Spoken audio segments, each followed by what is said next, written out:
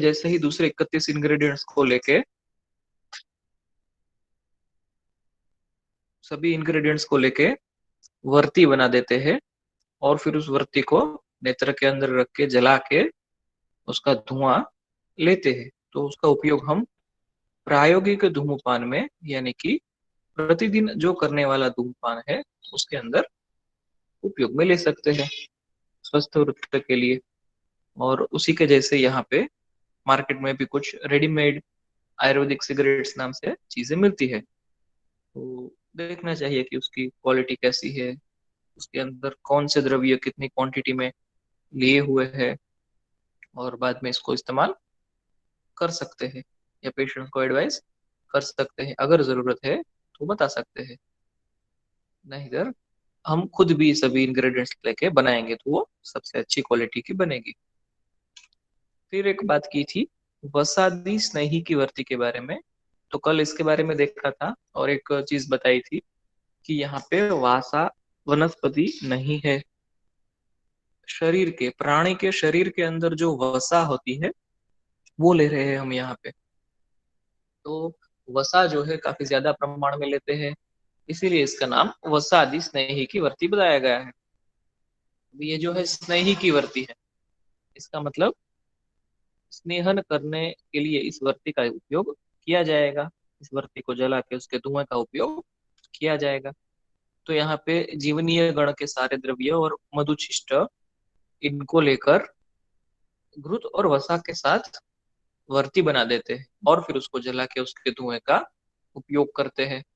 तो स्नेहन के लिए जो भी क्राइटेरिया हमने देखे थे धूम्रपान के अंदर, वही सारे यहाँ पे लागू होंगे और उसका उपयोग करेंगे। फिर शायद यहाँ से बाकी था अपराजित आदि वैरेचनिक धूमवर्ती। तो नाम से ही पता चलता है कि ये, अच्छा वॉइस ब्रेक हो रहा है, ठीक है अभी कोशिश करता हूँ कि वॉइस ब्रेक ना हो। अपराजिता थी वैरेचनिक धूमवर्ती। तो यहाँ पे अपराजिता और उसके साथ जो इंग्रेडिएंट्स है सभी को लेके पानी के साथ मिला के कल्क बना के, यानी कि पेस्ट बना के फिर उसकी वर्ती बना देते हैं और उसको फिर घृत लिप्त करके छाया में सुखा के फिर घृत लिप्त कर देते हैं और फिर उसको धूम नेत्र के अंदर रख के जलाकर उसका धूमपान करते हैं। तो उस धूमपान से विरेचन होगा, यानी कि मुख से जो कुछ भी दोषों का शोधन करना है, स्पेसिफिकली कफ का, वात कफज रोगों के अंदर, ऊर्ध्व शत्रुगत जो कोई भी वात कफज रोग है तो उसके अंदर दोषों को निकाल देने के लिए इसका उपयोग किया जाएगा। तो इसके अंदर जो इंग्रेडिएंट्स है वो भी आप खास देखिए, अपराजिता और ज्योतिषमती ये दोनों ही है। उसके साथ साथ दो रसद्रव्य भी है, हरताल शुद्ध और मनशिला शुद्ध। दोनों को इस तरह लेके फिर अगरू, तेजपत्र और उसके जैसे दूसरे सुगंधित द्रव्यों को भी लेके हम धूमवर्ती बनाएंगे और उसका उपयोग करेंगे विरेचन के लिए। विरेचन के लिए यानी कि मुख के रास्ते से जो बड़े हुए दोष है उनको निकालने के लिए। फिर एक बृहत्यादि कासग्न धूमवर्ती। तो ये जो है ये सुश्रुत संहिता में बताई गई है उसके चिकित्सा स्थान में।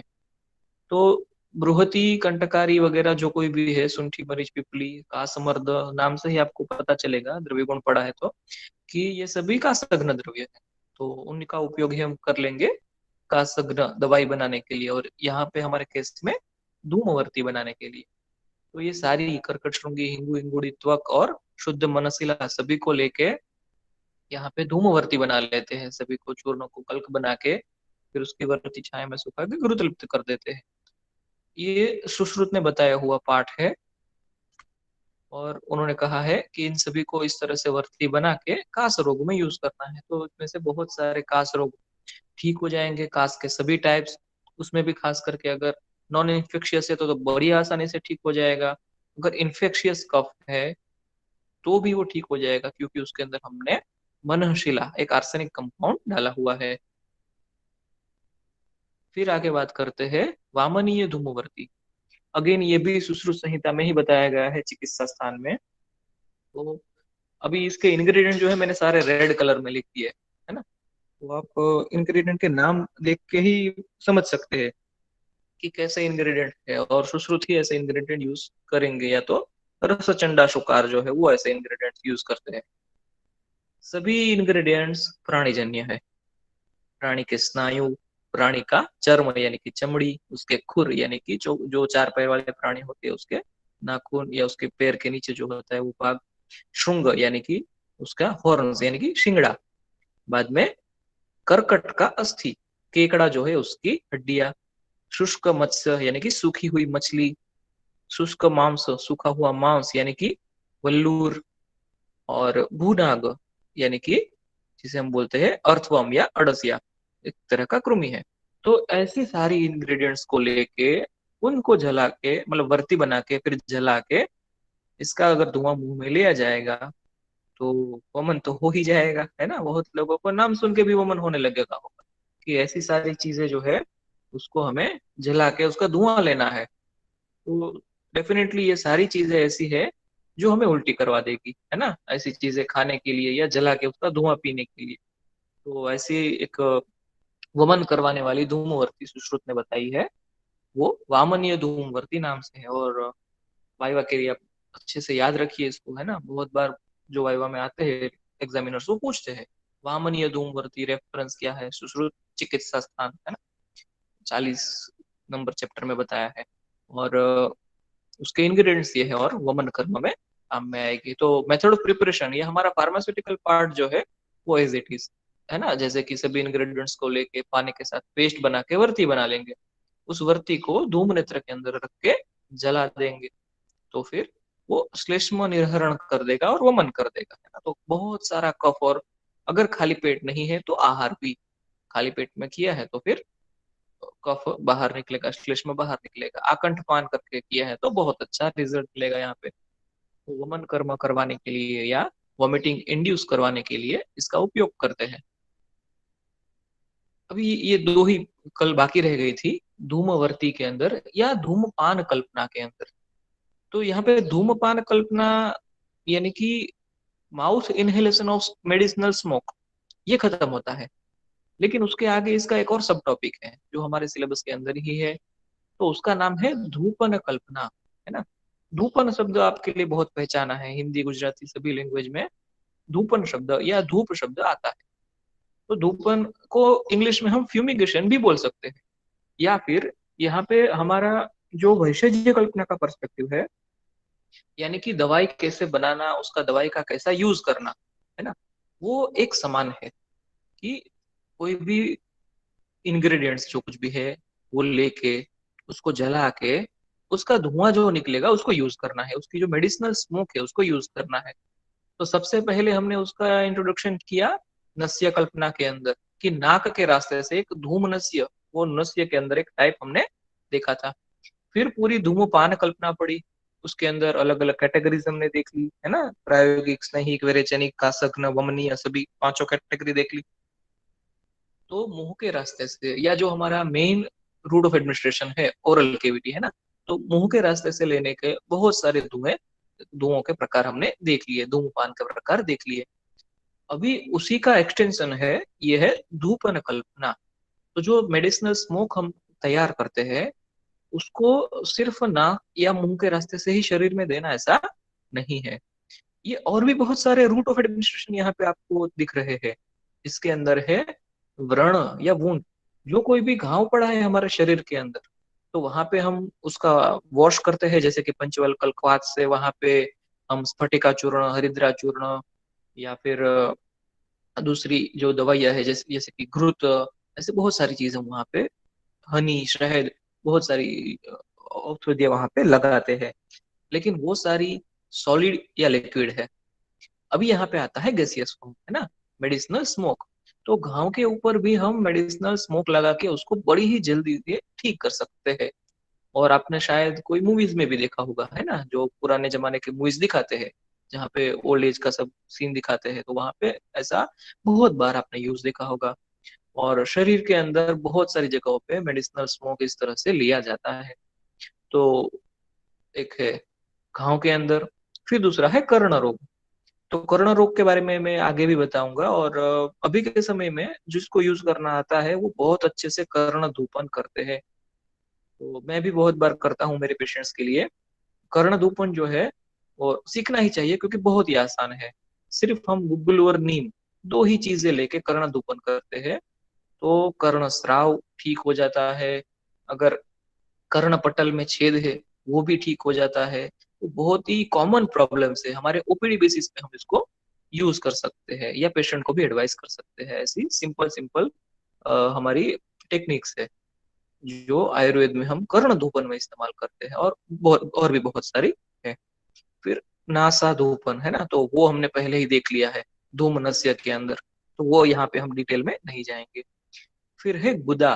गुदा यानी कि एनल या रेक्टल डिसीजेस के लिए, तो वहां पे भी धुआं देना होता है।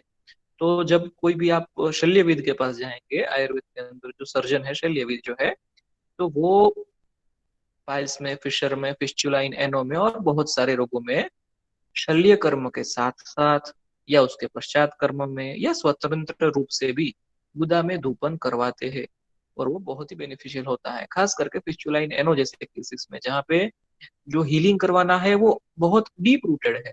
तो वहां पे धुएं के रास्ते से हीलिंग करवाना बहुत ही अच्छा होता है। फिर है योनि धूपन, है ना। तो कुछ वजाइनल या यूट्राइन डिसीजेस होते हैं, वहां पे योनि धूपन भी किया जाता है। वैसे आजकल जो ज्यादा प्रचलन में है वो प्रक्षालन और पिचुधारण, वैसी चीजें ज्यादा प्रचलन में है। अभी के समय में जो योनि धूपन है वो क्लिनिकल बेसिस पे उतना प्रचलन में नहीं है, लेकिन बाकी जारी जो उसकी ट्रीटमेंट्स है अब आगे अगले साल प्रसूति तंत्र स्त्री रोग में सीखेंगे। फिर है गात्र धूपन। तो ये तो बहुत बार किया जाता है ना। और होल बॉडी, पूरे शरीर को धूपन किया जाता है। और कुछ ट्राइबल एरियाज है, जैसे कि गुजरात की जो वडोदरा गोधरा से आगे की बॉर्डर है, या मध्य प्रदेश के कुछ एरिया है, वहां पे तो ये कंपलसरी है कि वो लोग धूपन करते ही है। और उसमें बहुत बार क्रिटिकल कंडीशन भी हो जाती है, क्योंकि भल्ला तक का धूपन करते हैं। तो भल्ला तक एक तो वॉलेटाइल ऑयल है, वो भी टॉक्सिक है, और उसका भी धूपन करते हैं। तो वो थोड़ा ख्याल से करना चाहिए। लेकिन एज अ वैद्य या एज अ डॉक्टर हम बहुत अच्छी तरीके से गात्र धूपन कर सकते हैं। तो पूरे शरीर का भी धूपन करना चाहिए, और ये बहुत ही जरूरी चीज है। और उसी के जैसे सिर्फ शरीर के लिए नहीं, जैसे शरीर में होता है वैसे शरीर के बाहर भी सब जगह पे हम गृह धूप भी कर सकते हैं, और करते ही हैं। सुगंध के लिए गृह धूप बहुत लोग करते हैं, मेडिसिनल बेनिफिट्स के लिए गृह धूप बहुत लोग करते हैं। और उसी के अंदर आयुर्वेद में कौन कौन सी वनस्पतियों का या द्रव्यों का उपयोग करना चाहिए इस गृह धूपन के लिए, वो हम आज सीखने वाले हैं, है ना। तो कुछ रेफरेंसेस है इसके जो हमने पहले सीख लिए हैं। जैसे कि भेषजागार में, जहाँ पे हमें वनस्पतियां रखनी हो, हमारे औषध द्रव्यों का स्टोर करना हो, तो वहां पे धूपन करना चाहिए, है ना, ताकि वहां पे कुछ कीट कीटक ना लगे। फिर संधान पात्र में, तो वो भी हमने देखा था जब संधान कल्पना पड़ी उस समय पे, कि संधान पात्र में भी पात्र संस्कार करते हैं जब हम उसके अंदर सब भरने से पहले, तो वहां पे भी हम धूपन करते हैं। और उसी के जैसे सिर्फ आयुर्वेदिक इंग्रेडिएंट्स ही नहीं, मॉडर्न केमिकल इंग्रेडिएंट्स को लेके भी हॉस्पिटल में फ्यूमिगेशन किया जाता है, क्लिनिक्स में फ्यूमिगेशन किया जाता है, पब्लिक प्लेसेस में। आपने देखा होगा, है ना, कोई टैंकर या ट्रक निकलता है और सभी गली में सब जगह धुआं छोड़ के जाता है। तो उस तरह से ये जो फ्यूमिगेशन है या स्मोक जो है, उससे बहुत बड़े एरिया को बहुत ही जल्दी कवर किया जा सकता है। इसीलिए ये जो है मेथड ऑफ एडमिनिस्ट्रेशन, वो बहुत ही ज्यादा यूजफुल है, और हमें इसको यूज करना सीखना है। और ओटी में भी फ्यूमिगेशन किया जाता है ना, ये तो एक रूटीन प्रोसीजर है, हमेशा ही किया जाता है। तो धूपन कल्पना जो है वो इतनी ज्यादा सभी जगहों पे फैली हुई है, वो वहां पे कैसे काम करती है, मुझे उसको अपने प्रैक्टिस में कैसे काम में लाना, ये सारी चीजें आपको सीखनी है। और वैषज्य कल्पना का पर्सपेक्टिव हम आज देखेंगे, बाकी सारी चीजें आप पंचकर्म में, शल्य में आगे जाके पढ़ने वाले हैं। तो धूपन जो है उसकी मेथड ऑफ प्रिपरेशन, है ना, बहुत ही इजी मेथड ऑफ प्रिपरेशन। सभी को यवकूट चूर्ण या छोटे टुकड़े कर दीजिए, और बाद में उसको जला दीजिए, है ना, और कुछ तो है नहीं इसमें। जो भी हमारे इंग्रेडिएंट्स है, वनस्पति है या रस द्रव्य है या जो कुछ भी है, उसको एकदम छोटे छोटे टुकड़े कर दीजिए, ताकि वो आसानी से जलने लगे। कोर्स पाउडर कर देंगे उसका, अच्छे से मिक्स कर देंगे जितने भी इंग्रेडिएंट्स है उसको। और बाद में अगर डायरेक्टली जल जाए ऐसे है, जला देंगे। अगर वो डायरेक्ट जल जाए ऐसे नहीं है तो उसमें घृत या तेल कुछ डाल के, या फिर गुग्गुलू, अगर कुछ भी नहीं है तो करिश यानी कि जो कावडंग होता है गाय नु छाण, वो उसके टुकड़े भी डाल के हम उसको जला देंगे, या उसी के ऊपर ये सारा द्रव्य रख के हम उसको जला देंगे, तो स्मोक जो है प्रोड्यूस हो जाएगा। और उसके बाद हम उसका धूपन के तौर पे उपयोग कर सकते हैं। तो उसमें हम अभी एक एग्जांपल देखेंगे, है ना। तो जनरल इंट्रोडक्शन और धूपन क्या है, कहाँ पे कैसे करना, वो सब हमने देखा। अभी बहुत सारे एग्जांपल्स देखेंगे, और आप इन सभी एग्जांपल्स को अच्छे से याद रखिए, है ना। इसकी लेक्चर की पीडीएफ भी आपको चाहिए तो मैं भेज दूंगा, और रिकॉर्डेड लेक्चर्स भी आपको मिलेंगे ही। तो अभी यहाँ पे ना ऊपर जो बड़े अक्षरों में रेड कलर में लिखा है, वो उस धूप का नाम है। उसके जस्ट नीचे जो ब्राउन कलर में लिखा है, वो उसका इंडिकेशन है कि कौन सी अवस्था में इस धूप का उपयोग करना चाहिए। और नीचे पूरी स्लाइड में उसके इंग्रेडिएंट्स लिखे हैं। इंग्रेडिएंट्स के लिए ही मैंने ज्यादा जगह रखी है, क्योंकि ये अभी हमारा जो टॉपिक है वो भैषज कल्पना के अंदर चल रहा है, इसीलिए। अभी जैसे ही आप कौमार नृत्य के अंदर इस टॉपिक को पढ़ेंगे, तो वहां पे आपको बालक की वृद्धि के लिए कुमार धूप कैसे काम करता है वो सीखने मिलेगा, है ना। तो उसी तरह से अलग अलग सब्जेक्ट्स में इसके बारे में डिटेल्स मिलेंगी। अभी हम भविष्य कल्पना में पढ़ रहे हैं, तो बालक की वृद्धि के लिए, बच्चों का अच्छा ग्रोथ हो उसके लिए, ये सारे जो इंग्रेडिएंट्स है वनस्पति जन्य ग्रीन कलर में रखे हैं। जैसे कि शैल्यक, हरिद्रा, दारू हरिद्रा, लाक्षा, उशीर, सरसप, तुलसी, विडंग, तगर, तेजपत्र, वच्चा, हिंगू, नेत्रबला, है ना। इन सभी को लेके बाद में उसका यवकुट चूर्ण करना है, सभी को अच्छे से मिक्स कर देना है। भल्ला तक भी लेना है उसके साथ में। वनस्पति ही है, लेकिन उपविष्ट द्रव्य है, इसलिए उसको रेड कलर में दिया है। बाद में उसमें सौविरांजन भी ऐड करते हैं, और उसको अच्छे से जलाने के लिए घृत और सरजरस का भी उपयोग करते हैं। तो सभी को मिला के बाद में हम उसको पुट ऑन फायर, स्मोक लगा देते हैं, है ना। अग्नि पे, अग्नि उसमें इंड्यूस कर देते हैं। तो फिर जो धुआं निकलेगा, वो बच्चे को गात्र धूपन के तौर पे उपयोग करना चाहिए, यानी कि उसके पूरे शरीर में ये धुआं जाने देना चाहिए। तो उसका, बालक का जो वृद्धि है वो अच्छे से होगा। अभी यहाँ पे कैसे होगा वृद्धि अच्छे से, इन सभी द्रव्यों से, है ना। तो वो आपको हमारे वृद्धि में इन डिटेल पता चलेगा, लेकिन मैं अभी थोड़ा सा ही बताता हूँ कि यहाँ पे जो इंग्रेडिएंट्स है ना, उसकी आप द्रव्य गुण में प्रॉपर्टीज पढ़ लीजिए, कैसी प्रॉपर्टीज है। तो यहाँ पे बहुत सारी प्रॉपर्टीज आपको ऐसी मिलेगी जो सिर्फ अच्छे से वृद्धि या ग्रोथ हो उसके लिए नहीं, लेकिन छोटे बच्चों को कॉमनली जो डिसीजेस होते हैं, जिस ऐसे डिसीजेस जिसकी वजह से बच्चों की ग्रोथ रुक जाती है, और कुछ इन्फेक्शियस डिसीजेस भी, है ना। तो उन सभी को ठीक कर देने वाला ये है। तो डेली बेसिस पे इसको करना चाहिए ऐसा वाला धूपन नहीं है, लेकिन इसको एक बार करना चाहिए बच्चे को ये धूपन, उसकी साल में एक बार या इस तरह से जब भी जरूरत पड़े तब गात्र धूपन के तौर पे इसका इस्तेमाल करना चाहिए। और भल्ला तक जैसे इंग्रेडिएंट्स इसके अंदर है, तो संभाल के इसका धूपन करना चाहिए। फिर दूसरा है माहेश्वर धूप, है ना। तो माहेश्वर धूप जो है ये बहुत ही ज्यादा प्रचलन में है, माहेश्वर धूप नाम से नहीं, है ना। माहेश्वर धूप नाम से प्रचलन में नहीं है, लेकिन ऐसे ही धूप करना है बोल के बहुत ज्यादा प्रचलन में। तो उसके इंग्रेडिएंट्स भी देख लीजिए, कितने कॉमन इंग्रेडिएंट्स है ना। जैसे कि बिल्व, बिल्व सब जगह पे होता है। देवदार, देवदार यानी कि लकड़ी, है ना, कोई भी लकड़ी ले सकते हैं, कॉमनली देवदार लेते हैं। तो बिल्व, देवदार। फिर क्या है, यव, हम ऐसे ही उसको हवन में भी यूज करते हैं। गुग्गुल और घृत जलाने के लिए है। तो बहुत ही कॉमन ये है, सभी जगह पे माहेश्वर नाम से या कैसे भी, लेकिन इसका उपयोग किया जाता है। क्यों? क्योंकि गुग्गुलू, बिल्व, देवदारू और यव, इसकी प्रॉपर्टीज ऐसी है कि जो ग्रह रोग है, ग्रह रोग यानी कि क्या, कॉमन जो कोई भी इंसेक्ट्स की वजह से होने वाले इन्फेक्शियस डिसीजेस, है ना, मच्छर है या दूसरा कोई बेड बग है या कोई भी कीट, तो उसकी वजह से हमारे शरीर में बहुत सारे डिसीज हो सकते हैं। एक डिसीज नहीं होगा, लेकिन थोड़ा सा कुछ हमें असर हो जाएगी, जैसे मच्छर काटने से क्या होता है, तो उतना सा ये सारी चीजें ना हो, उसके लिए इसको हम सभी जगह पे, पूरे रूम में या पूरे घर में या पब्लिक प्लेसेस में भी करने वाला ये धूप है। तो उसका नाम है माहेश्वर धूप।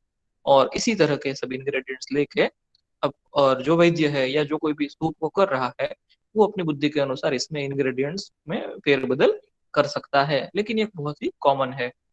फिर आगे देखते हैं आग्नेय धूप, है ना, तो बहुत ज्यादा उपयोग में कॉमनली लाया जाने वाला नहीं है, लेकिन वेदों में और आयुर्वेद में भी इसके बारे में लिखा है कि गाय के जो बाल होते हैं उसको घी डाल के जला देते हैं।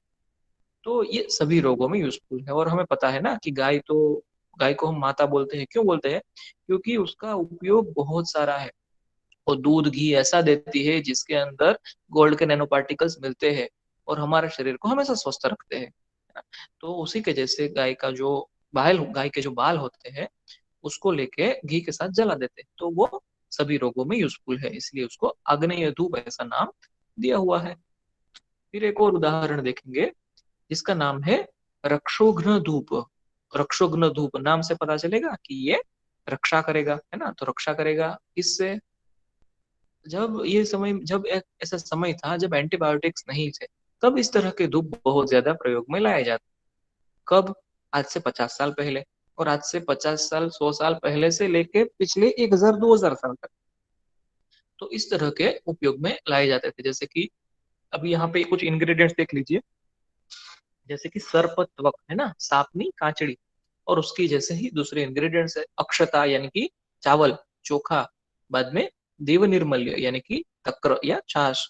हिंगू, सिद्धार्थक, घृत और भिक्षु संगाति। अभी भिक्षु संगाति क्या है ना? जो कोई भिक्षु होता है वो कौन सी जो तुमड़ी में से बना लेता है ना पानी भरने के लिए अपना पात्र, तो वो वनस्पति।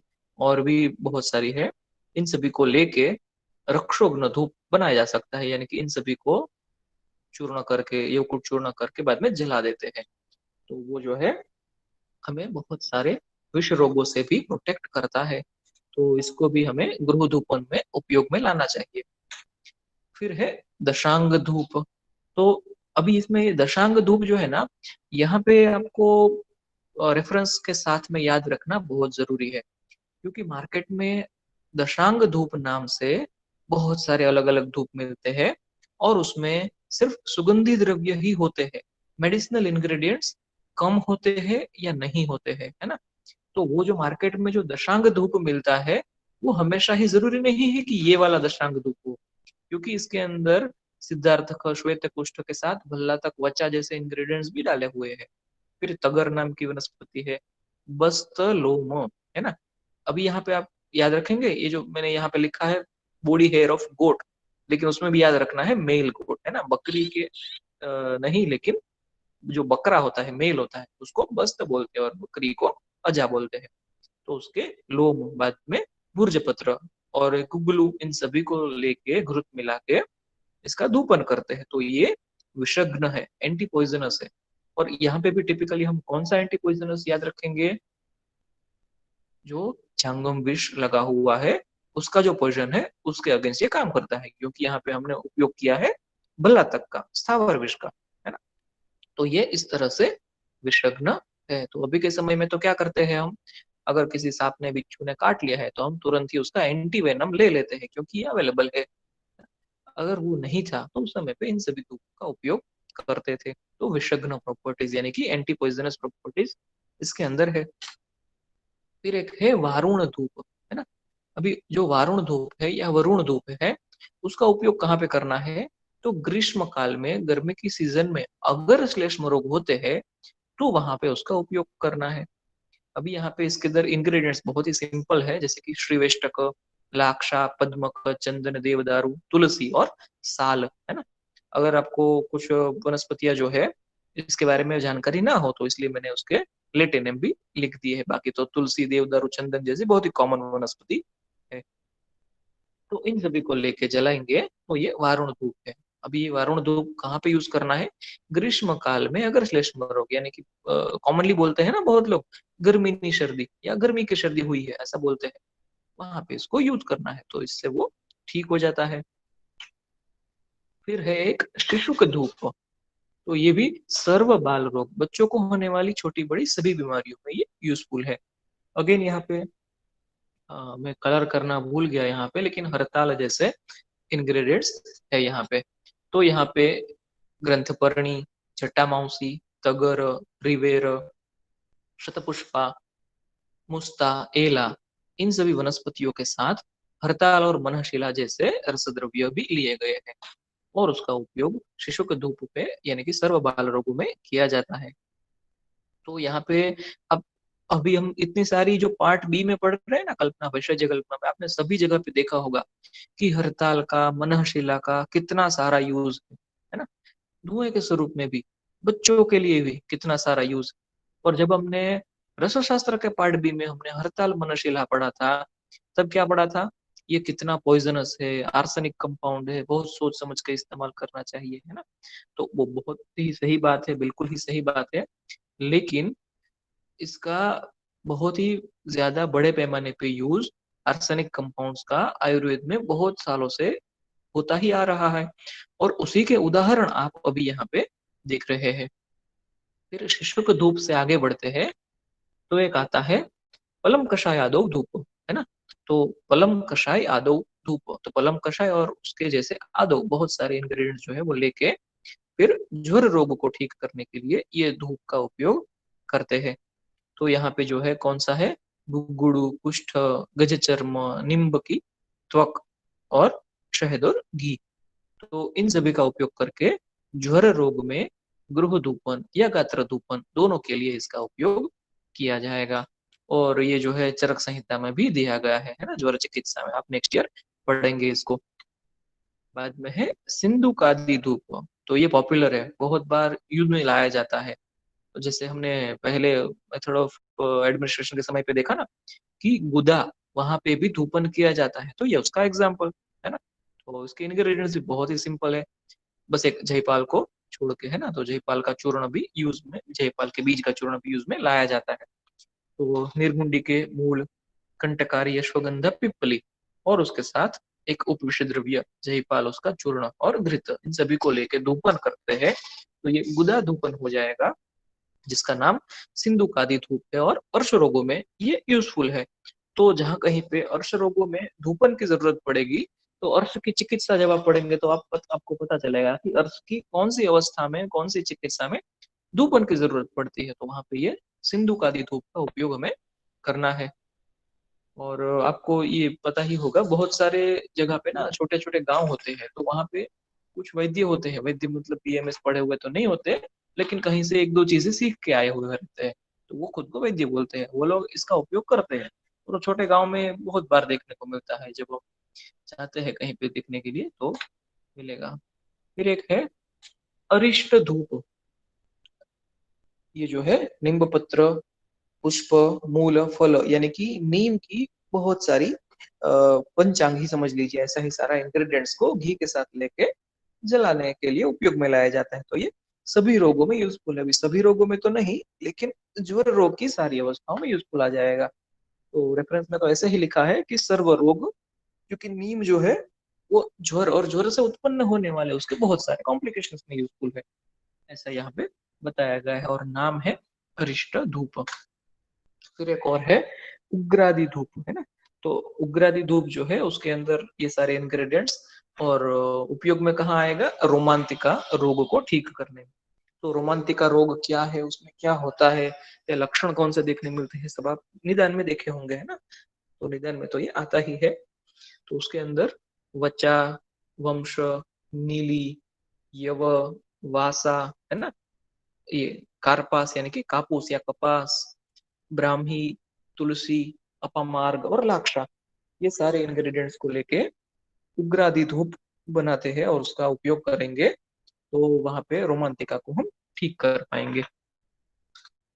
फिर है अष्टांग धूप, तो ये अष्टांग धूप जो है अभी हमने बनाया था यहाँ पे, जब हमारी आर के यूनिवर्सिटी आयुर्वेदिक हॉस्पिटल की ही और से हमें रिक्वायरमेंट मिली थी कि भाई हमें ये चरक संहिता में जो बताया गया है ज्वर चिकित्सा में, तो ऐसा धूप बना के दीजिए। तो हमने क्या किया, सिंपली ये सारे इंग्रेडिएंट्स ले लिए, सूक्ष्म चूर्ण बना दिए उसके, है ना। और सूक्ष्म चूर्ण बना के इसके साथ हमने थोड़ा डाला था ये कोल पाउडर, है ना, यानी कि कोयला या कोलसा।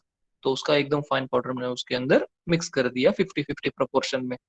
तो फिर ये अच्छे से जलने लगेगा, और हालांकि हमने घी इसमें नहीं डाला था, घी जब जलाना है तब उस वक्त वहां पे घी या तेल डाल के जला सकते हैं, और कोई कोल पाउडर डाला है तो घी तेल डालने की भी जरूरत नहीं रहेगी, वो ऐसे ही जल जाएगा। या फिर इसके अंदर हम जो है करिश डाल के भी जला सकते हैं, गाय में छाण डाल के भी जला सकते हैं। फिर नेक्स्ट इंग्रेडिएंट जो है वो है यवादि धूप।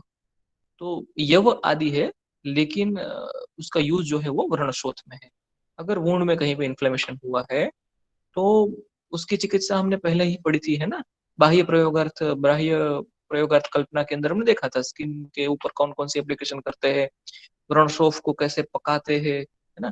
तो वो हमने उस समय पढ़ा था, तो उसी के जैसा यहाँ पे एक धूप भी उपयोग में लाया जाता है। तो उसके अंदर यव, मदन, श्रीवेष्टक, देवदारू, इन सभी इंग्रेडिएंट्स को लेके घी मिला के जला के वहां पे अगर व्रणशोथ के ऊपर हम धूप करेंगे तो वो जो इन्फ्लेमेशन है वो भी कम होने लगेगा। क्योंकि मदन जैसा इंग्रेडिएंट्स यहाँ पे लिया गया है तो वो डेफिनेटली तुरंत ही उसका इन्फ्लेमेशन कम कर देगा। फिर है श्रीवसादि धूप। तो अगेन ये भी वुंड के इन्फ्लेमेशन के लिए या व्रणशोथ के लिए है। तो यहाँ पे श्रीवत्सा, गुग्गुल और साल का निर्यास। तो जैसे आप बहुत सारे निर्यास के बारे में हमने प्रैक्टिकल के समय पे पढ़ा था, वैसे ही यहाँ पे साल का, रोबस्टा का निर्यास लिया जाता है। फिर एक है विजया धूप। तो विजया धूप है, उसके बहुत सारे इंग्रेडिएंट्स, बहुत सारे उपयोग है बच्चों को उसका स्वास्थ्य ठीक रखने के लिए। तो बच्चों को जो छोटी छोटी इन्फेक्शियस डिसीजेस हो जाती है ना। तो बाल क्षय, अनग्रह, यानी कि बच्चों को होने वाले बहुत सारे ग्रह रोग, छोटे छोटे इन्फेक्शियस डिसीजेस, उसको ठीक करने के लिए, उसको प्रिवेंशन के लिए, और उसी के साथ साथ बच्चे की बुद्धि और शारीरिक कांति को बढ़ाने के लिए इन सभी इंग्रेडिएंट्स का उपयोग किया जाएगा। तो यहाँ पे शैलेय, गुग्गुड़ू, शिलारस, इन सभी को जलाने के लिए उपयोग में लाया जाता है।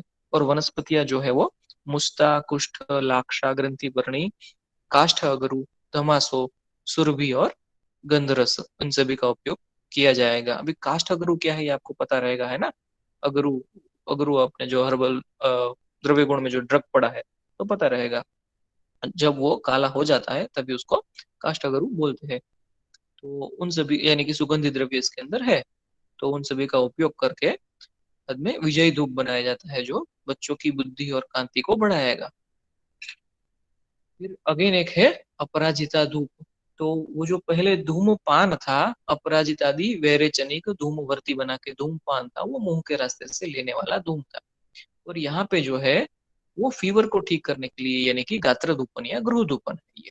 तो इसमें कंफ्यूज मत होइए और अलग से याद रखिए, अपराजिता जो धूप है वो गुगुलु, अगरु, नींब पत्र, अर्कपत्र, वचा, राड़, राड़ यानी कि सर्जरस, और दारू हरिद्रा, इन सभी को लेके धूपन करते हैं। तो ये अपराजिता धूप बन जाएगा जो ज्वर रोग में उपयोग में आएगा। फिर इसके बाद एक और उदाहरण है जंतुघ्न धूप। तो ये जो जंतुघ्न धूप है ये शायद आपको किसी बुक्स में नहीं मिलेगा। वैसे आज के सारे ही एग्जाम्पल जितने लिए हैं वो हमारी बुक्स में नहीं दिए गए हैं, अलग अलग जगह से संहिताओं से एकत्रित किए गए हैं। लेकिन ये जो जंतुघ्न धूप है वो ऐसा बोल सकते हैं कि आज से 50 साल पहले वो प्रोप्राइटरी था, है ना। प्रोप्राइटरी इन द सेंस कि संहिताओं में नहीं दिया गया, अलग से बना लिया गया था। जैसी जरूरत पड़ी, जैसे इसके इंग्रेडिएंट्स के गुण जाने, उस तरह से। और जब प्लेग हुआ था, है ना, जब प्लेग फैला हुआ था सभी जगहों पे, तो राजस्थान से इसका फॉर्मुलेशन हुआ था और फिर आगे जाके इसका यूज हो गया था पूरे जहाँ पे प्लेग हुआ है, एपिडेमिक हुआ है, सभी जगहों पे। तो इंग्रेडिएंट्स देखिए, वनस्पति एक भी नहीं है ना। लवण, कासिस और नवसादर। तो लवण और कासिस को समान मात्रा में और उसके दुगनी मात्रा में नवसादर को लेकर जला देते हैं। तो ये सभी इंग्रेडिएंट्स को लेकर सारे जगहों पे एपिडेमिक, यानी कि जहाँ पे भी प्लेग के केसेस मिलते हैं उस पूरे एरिया में सभी जगहों पे इसका धूपन करते हैं। तो इसका बहुत अच्छा रिजल्ट मिला था और प्लेग को काबू में लाने के लिए इसका उपयोग किया गया था। तो जो लोग आयुर्वेद में विश्वास और श्रद्धा रखते हैं वो लोग इसको फॉलो किए थे अपने घर के आसपास, अपने घर के अंदर, या गली में, शेरी में, चौक में, सब जगह पे इसको धूपन किया गया था। तो नाम दे दिया जंतुघ्न धूप, है ना। तो जो प्लेग है वहां पे इसको प्रिवेंट करने में इससे मदद मिलती थी, तो फ्यूमिगेशन के लिए या फिर इसका उपयोग किया गया था। फिर एक है, एक और उदाहरण है अश्वघ्न धूप का। अर्श रोग में। तो यहाँ पे कुटज बिल्व चित्रक नागर अतिविष हरितकी, धान्य वयस्क बच्चा और श्रव्य, तो इन सभी इंग्रेडिएंट्स को लेके हम अर्शोघ्न धूप बना सकते हैं और यूज कर सकते हैं। तो अर्श रोग की कौन कौन सी अवस्था में इसका यूज करना है वो आप अर्श चिकित्सा में यानी कि काय चिकित्सा सब्जेक्ट में फोर्थ ईयर में पढ़ेंगे। फिर एक और है मशक हर धूप। तो अगेन ये भी एक प्रोप्राइटरी धूप जैसा समझ लीजिए। तो आपको ये शायद कौन सी बुक में मिलेगा, आई थिंक रसतंत्र सार, या फिर उसका दूसरा पार्ट है सिद्ध प्रयोग संग्रह, उसमें ये मिल जाएगा शायद। तो मशक हर धूप वहां पे बताया गया है, जो मच्छर है बेड बग्स है उन सभी के लिए ये है, उनको प्रिवेंट करने के लिए। तो यहाँ पे ककुब के फूल और विडंग, उशीर, श्रीवेष्टक, सर्जरस, मदन फल, और इनके साथ साथ दो दो उपविष्ट द्रव्य है, भल्लातक और लांगली। तो भल्लातक और लांगली जैसे उपविष्ट द्रव्य और बाकी के ये सब लेके धूप करते हैं। और उसमें भी ना विडंग का रोल भी बहुत बढ़िया है। जैसे विडंग तो बहुत ही सिंपल औषधि है, लेकिन विडंग का जो एक मुझे अभी याद आया तो मैं आपको बताता हूँ। विडंग जो है ना वैसे भी कृमिघ्न है वो, है ना। हम विडंगासव या विडंगारिष्ट या ऐसी बहुत सारी दवाइयों का उपयोग करते हैं, लेकिन उसका जो रोल है या जो शरीर के अंदर जाके वो कैसे काम करता है, तो वो जो है ना प्रजनन क्षमता है उसको खत्म कर देता है। विडंग जो है वो कोई भी जीव जो है, मनुष्य है या कीटक है या जो कोई भी है, उसकी प्रजनन क्षमता को खत्म कर देता है। ऐसी प्रॉपर्टीज होती है विडंग के अंदर। तो अगर हम बहुत ज्यादा मात्रा में विडंग लेंगे तो हमारी प्रजनन क्षमता भी खत्म हो जाएगी। लेकिन हम विडंगारिष्ट में भी उसका उपयोग करते हैं तो बहुत छोटे मात्रा में होता है, वहां पे वो उतना ज्यादा मात्रा में नहीं होता। लेकिन अगर हम इसका धूप करते हैं तो जो कीटक है ना उसकी नेक्स्ट जनरेशन बन ही नहीं पाएगी, ऐसा उसका उपयोग हो जाता है वहां पे। तो वो कीटकों का नाश, मतलब वो कंप्लीटली उसका नाश कर देता है। इस तरह से ये मशकहर धूप को उपयोग में लाया जाता है, और बाकी के सारे इंग्रेडिएंट्स भी है इसके अंदर जो कि यूजफुल है। तो आई थिंक यहाँ तक ही होंगे एग्जाम्पल, हाँ यही लास्ट है। तो धूप के बहुत सारे एग्जाम्पल ले लिए धूपन कल्पना के अंदर हमने। तो इसमें से हो सके उतने या एटलीस्ट 5 से 8 उदाहरण आप याद रखिए इसके अंदर, धूपन कल्पना के अंदर, है ना। अगर 10 मार्क में ऐसा क्वेश्चन हो कि एक्सप्लेन धूपन कल्पना विथ डिफरेंट सुटेबल एग्जाम्पल्स, है ना, अगर लॉन्ग क्वेश्चन है ऐसा, तो आपको कम से कम 5 से लेकर 8 एग्जाम्पल उसमें लिखने चाहिए। तो अभी यहाँ पे क्या है, हमारा धूमपान और धूपन ये कल्पना खत्म होता है, और टाइम भी खत्म हुआ है हमारा यहाँ पे 10:40। लेकिन आप लीव मत करिए, है ना, क्योंकि सेम लिंक में ही आपको आगे बढ़ना है नेक्स्ट लेक्चर के लिए। तो 1 मिनट, हाँ अभी आप 1 मिनट होल्ड करिए। तब तक आप अपनी अटेंडेंस भेज दीजिए चैट बॉक्स में। और नेक्स्ट लेक्चर के लिए 10 मिनट के बाद कौन सा टॉपिक या किस तरह से आगे बढ़ना है वो मैं आपको बताता हूँ। आप ऑनलाइन ही रहिए, इसमें जुड़े हुए ही।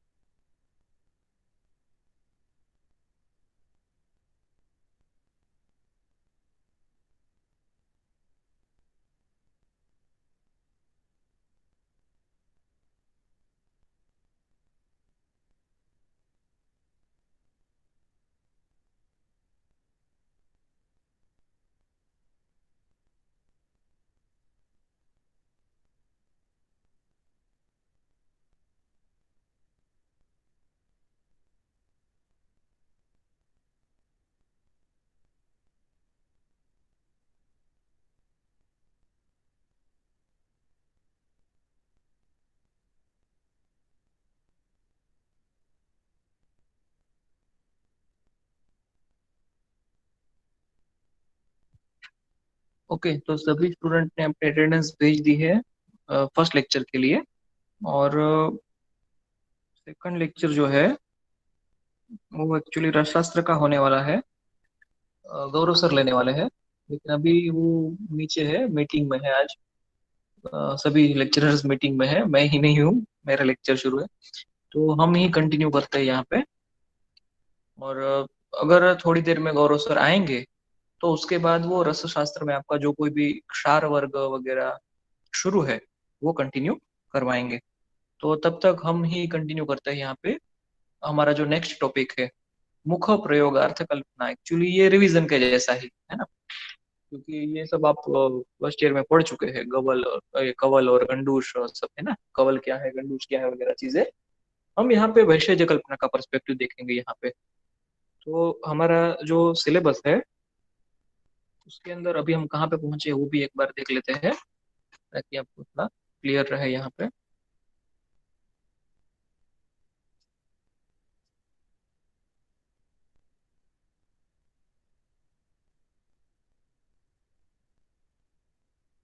जो वैशेज कल्पना का पार्ट बी हम पढ़ रहे हैं,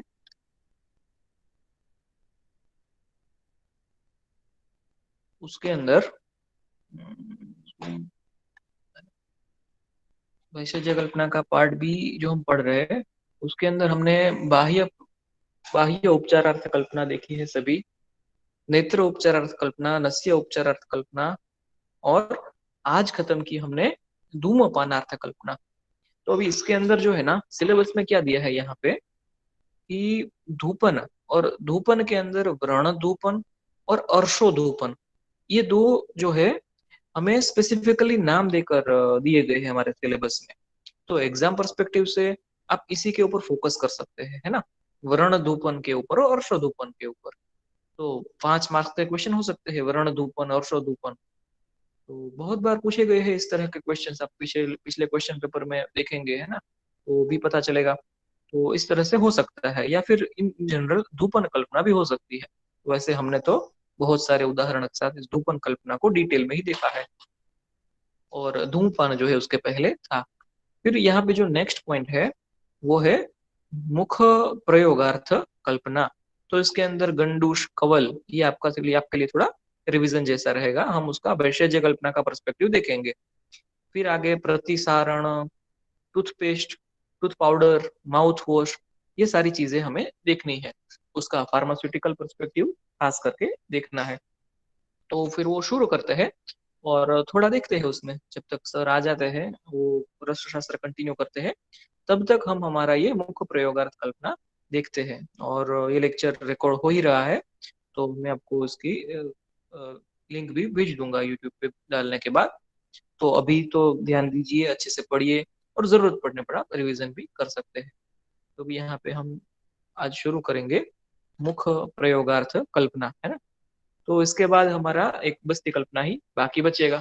और बाकी आयुर्वेद के अंदर बाकी के सारे पॉइंट जो है वो मॉडर्न है, जो फार्मेसी के बारे में, जीएमपी के बारे में, है ना, शेड्यूल टी के बारे में, वो सभी हम देखेंगे बाद में, या फिर रिकॉर्डेड लेक्चर्स में देखेंगे।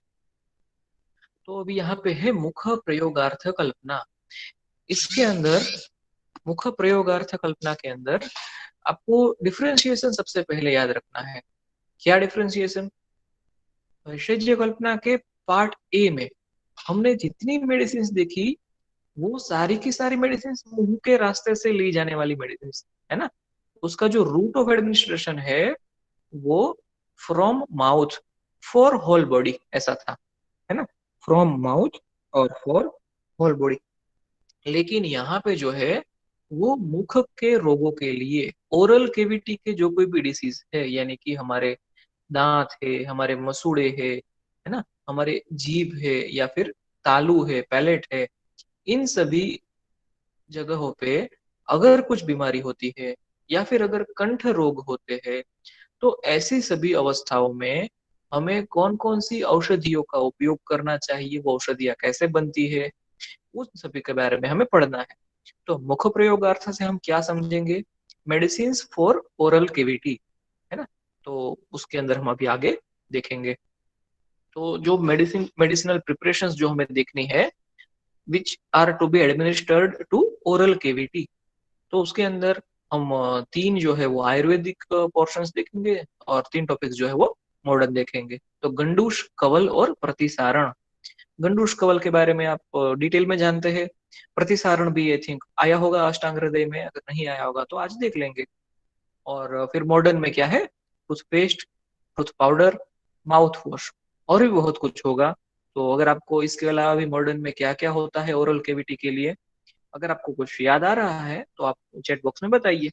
टूथपेस्ट, टूथ पाउडर और माउथ वॉश के अलावा अगर कुछ अलग आपको मेडिसिनल प्रिपरेशन याद आ रही है तो चैट में बताइए। तो हम उसके बारे में हो सकता है नेक्स्ट क्लास में डिस्कस करेंगे। और बाकी रेगुलर जो हमारा सिलेबस के अकॉर्डिंगली है वो आज शुरू करते हैं।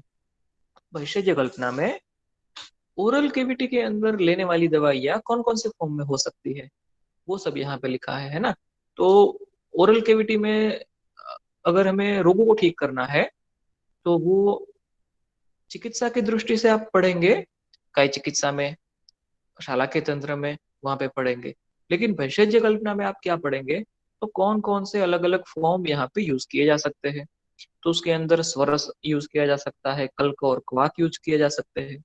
उसी के जैसे हमने एक उपकल्पना पढ़ी थी उष्णोदक, है ना, उसको भी यूज किया जा सकता है। और बहुत सारे सिद्ध स्नेह यानी कि औषधि से पकाए हुए तेल या घी, उसका भी उपयोग किया जा सकता है। और ये जो है ये सभी उपयोग बहुत ही ज्यादा मात्रा में क्लिनिकल प्रैक्टिस में देखने मिलता है। तो वो हमें खास तौर पे सीखना है कैसे बनाना और क्लिनिक में कैसे यूज करना। तो सबसे पहले हम उसका देख लेंगे डिफरेंशिएशन। क्वेश्चन क्या है, इन केस ऑफ मुख अर्श modern doctor prescribe gel which can be use before food. हाँ सही है। तो ये जो जेल है ना, वो भी एक अलग तरह की मेडिसिनल प्रिपरेशन है, बिल्कुल सही है। तो अलग अलग तरह के जेल हम लगा सकते हैं। और उसको जो पेस्ट है, टूथपेस्ट या जो पेस्ट है, उसी के तरह अलग अलग एक सेमी सॉलिड प्रिपरेशन हम गिन सकते हैं। तो जेल के बारे में हमने बाह्य प्रयोगार्थ कल्पना में भी देखा था, बाह्य उपचारार्थ कल्पना में भी देखा था कि जेल कैसा होता है, जेल इस जैसा स्ट्रक्चर होता है। और अभी हम फोकस करते हैं यहाँ पे गंडूश और कवल के ऊपर। तो गंडूश और कवल को अगर बेसिकली क्लासिफाई करना हो तो ये उसका डिफरेंशिएशन है। और ये जो है क्या बताता है कि गंडूश जो है उसे हमें मुंह में भर के रखना है, यानी कि विदहोल्ड करना है, उस मुंह के अंदर सिर्फ भर के रखना है। जो कोई भी दवाई रहेगी हमारी, कोई तेल रहेगा या कोई पानी रहेगा या कोई क्वाथ रहेगा, उसको हमें मुंह के अंदर भर के रखना है। जबकि कवल जो है उसको हमें गार्गल करना है, यानी कि कुल्ला करना है। मतलब कैसा है कि जो कोई भी दवाई मुंह के अंदर रखी है उसको मुंह के अंदर स्थिर रहने नहीं देना है, लेकिन मुंह के अंदर हिलाना है।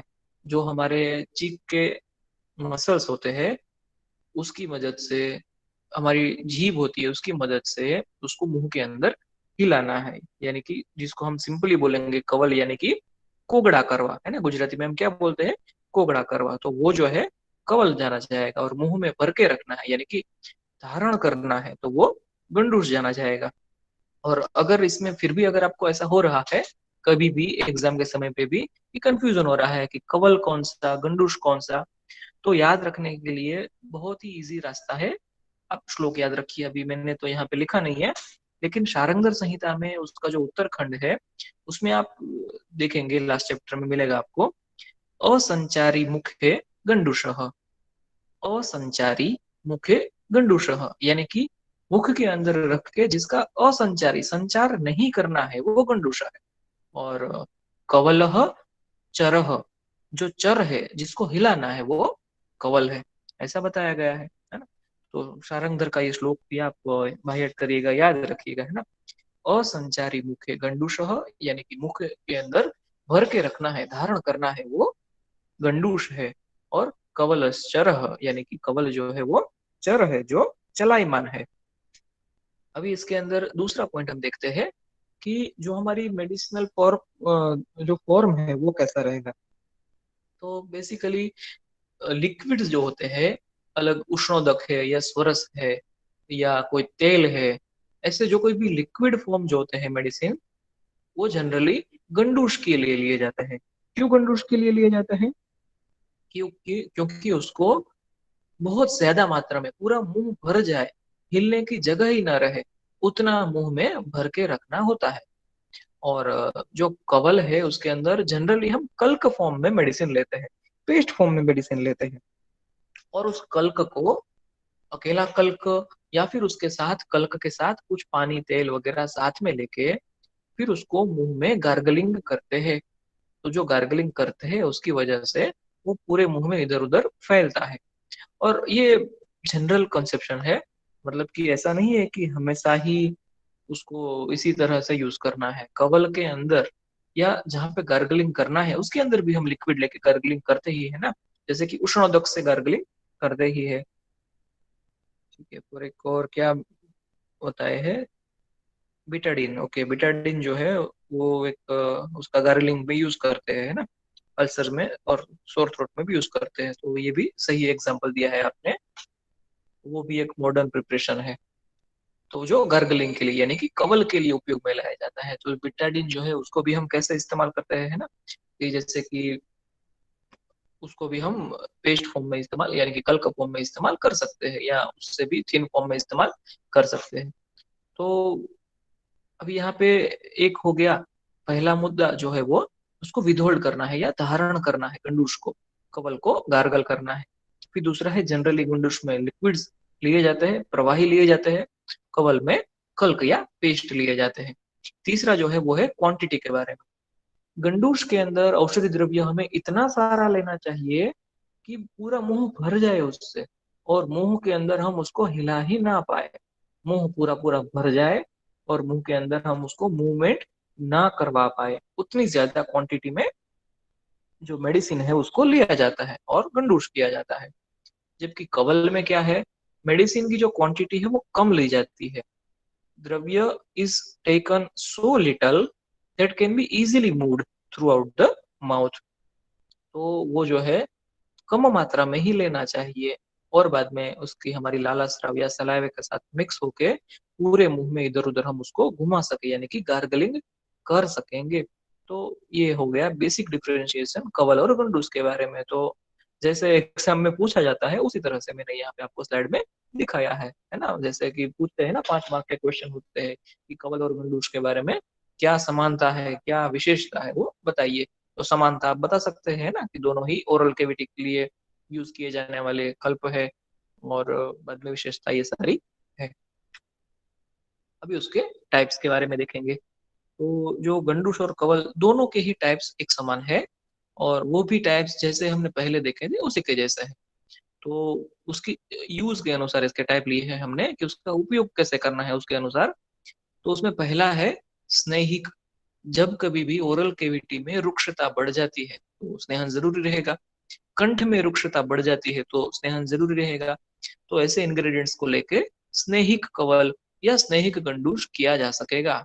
तो जहाँ पे ज्यादा उपयोग में आएगा वो क्या रहेगा, यहाँ पे सिद्ध किए हुए तेल या सिद्ध किए हुए घृत या सिंपल तिल तेल जैसे द्रव्य भी यूज में लेते हैं, जो ओरल कैविटी का स्नेहन कर देगा और बल प्रदान करने का काम करेगा। फिर दूसरा जो है वो है शमन या प्रसादन। तो अगर कहीं पे दोष बढ़े हुए हैं, समझ लीजिए कि वहां पे कुछ पित्त दोष बढ़ा हुआ है, तो वहां पे हमें जो कोई भी रोग देखने मिलेंगे, या फिर कफ दोष बढ़ा हुआ है, कुछ सूजन आई हुई है ना, तो उसको वहां पे शमन करने के लिए, समझ लीजिए एक बहुत ही सिंपल सा एग्जांपल देता हूँ तो आपको याद रहेगा, वाइवा में बोलने के लिए भी याद रहेगा। जैसा कि अगर हमारा जो ओरल कैविटी का अंदर का स्किन है वो हमारे दो दांत के बीच में आ जाता है, ऊपर और नीचे के दांत के बीच में, तो उस समय पे हम क्या करते हैं, ट्रीटमेंट के लिए त्रिफला चूर्ण लेके उसका कल्क बना लेते हैं, और त्रिफला का कल्क जो है उसको वहां पे लगा देते हैं। खदीर चूर्ण लेके उसका कल्क वहां पे लगा देते हैं। तो क्या करते हैं वहां पे, फिर उसका गंडूश भी चाहे तो कर सकते हैं, सॉरी गंडूश नहीं, फिर उसका कवल भी चाहे तो कर सकते हैं, या फिर उस पेस्ट को वहां पे प्रतिसारण के तौर पे लगा भी देते हैं। तो फिर वो जो है वहां पे दोषों का शमन कर देगा या फिर प्रसादन कर्म भी करेगा। फिर आगे एक और है शोधन। तो शोधन आप जानते हैं, है ना, वहां पे से दोषों को मल को, दोष रूपी मल को वहां पे बाहर निकाल देना है। तो ऐसे भी कुछ इंग्रेडिएंट्स लेके हम शोधन रूपी गंडूशिया कवल कर सकते हैं। और एक लास्ट वन जो है वो है रोपण। अगर कहीं पे क्षत हुआ है, ओरल कैविटी के अंदर अगर कहीं पे क्षत हुआ है, कंठ के अंदर क्षत हुआ है, यानी कि अल्सरेशन जैसी कुछ कंडीशन है या कुछ भी इंजरी हुई है, तो उसको हील करने के लिए रोपण के तौर पे भी हम बहुत सारे इंग्रेडिएंट्स को उपयोग में ला सकते हैं। तो अभी थोड़ा थोड़ा डिटेल देखते हैं, वैसे मैंने बोल के समझाया है, लेकिन स्लाइड के अंदर भी आप देखिए कि स्नेहिक जो गंडूस और कवल होता है, तो वहां पे इंग्रेडिएंट्स कैसे रहेंगे, सभी स्निग्ध द्रव्य रहेंगे, है ना। स्निग्ध यानी कि स्नेहन करने वाले द्रव्य सारे रहेंगे। और उसके अंदर मधुर अम्ल लवण रस का उपयोग ज्यादा मात्रा में किया जाएगा। क्यों? क्योंकि हमें वात शमन करना है। वात शमन करना है तभी तो स्नेहन करेंगे, है ना, उसकी रुक्षता का शमन करना है तभी तो। इसीलिए मधुर अम्ल लवण रस के द्रव्यों का उपयोग किया जाता है। और वहां पे जो गंडूस जो है वो लूक वार्म लिक्विड लिया जाएगा, थोड़ा सा गर्म। क्यों? क्योंकि वात के अंदर रुक्ष के साथ साथ शीत गुण भी होता है। वात के अंदर होता है, आप वात के गुण जानते हैं ना, तत्र रुक्ष लघु शीत, तो वहां पे रुक्ष के साथ शीत गुण भी है।